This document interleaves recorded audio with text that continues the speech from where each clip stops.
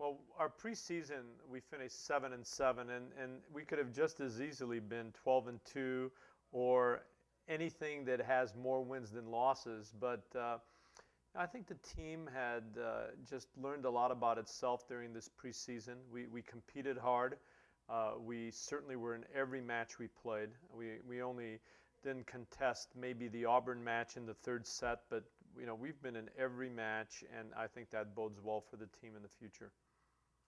Well, the newcomers that we have that are really adding a lot to our program is first Mona Kressel. Mona, our starting middle blocker right now, is just a force at the net, has been hitting slides very well and also doing a good job blocking, and she just has a really good presence on the floor. Becky Defoe, our starting libero, has really just been better and better as the season unfolds and learning a lot about herself and about playing defense at this level. We also have had just really good play by some of our sophomores, certainly by Ashley Annalico, Megan McBride, our setter, and by Camille Saxton. So that's really a mainstay in our lineup, those three sophomores, and certainly our senior Jill Sawatsky has done a good job really carrying a lot of the load offensively and also in passing and blocking and serving and almost everything else on the floor. So those are the key elements of our team in preseason that have been a little different from before. We're still trying to integrate Kelsey Zimmerman into our lineup. Kelsey's had some back issues and also missed the last weekend because of strep throat. And then we also are just really getting Dre Shaw on board because Dre was ineligible until last weekend. So that will give us a little new look once she's playing. Well, the team's strengths, first and foremost, we compete hard. And I think we're somebody that you can't take lightly because we're going to really extend teams. And therefore, what that means is we're doing some of the little things better than we've ever done before, picking up loose balls, covering our hitters, making sure that we extend rallies. Those are things that we do well.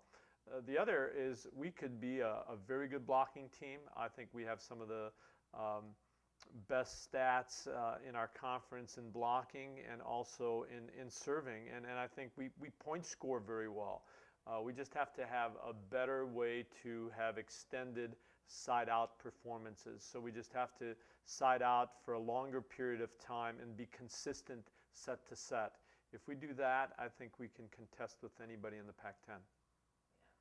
Well, Washington is one of the top teams in the country. It's in the top 10 again, and certainly I think it's in the elite class of the Pac-10. They have a lot of returnees, Becky Perry, Carlson, their setter Jenna Hagland.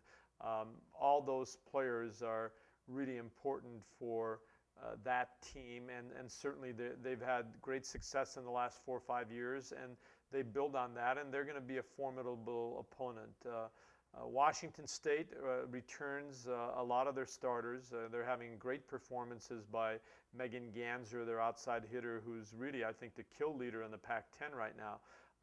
But they're a team that I think has lost a little bit from last year. They lost their setter, a middle blocker, and they're going to be scrappy as they always are. So two different contrasting styles.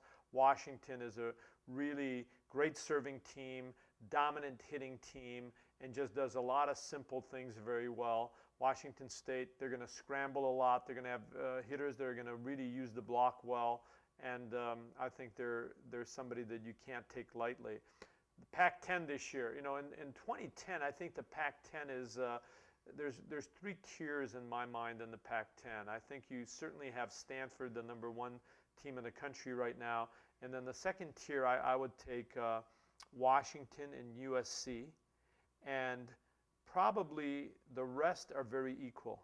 If you take Cal, UCLA, and Oregon, they may be above some of the other teams of Arizona, Arizona State, Washington State, Oregon State. But I think those 7 teams are really going to contest in all the matches. And I really believe that any of those 7 teams can upset Stanford, USC, or Washington. And so I think there's more parity in this conference this year than there was in the last few years. And I think it's going to be a real exciting conference as it unfolds in the next 10 weeks.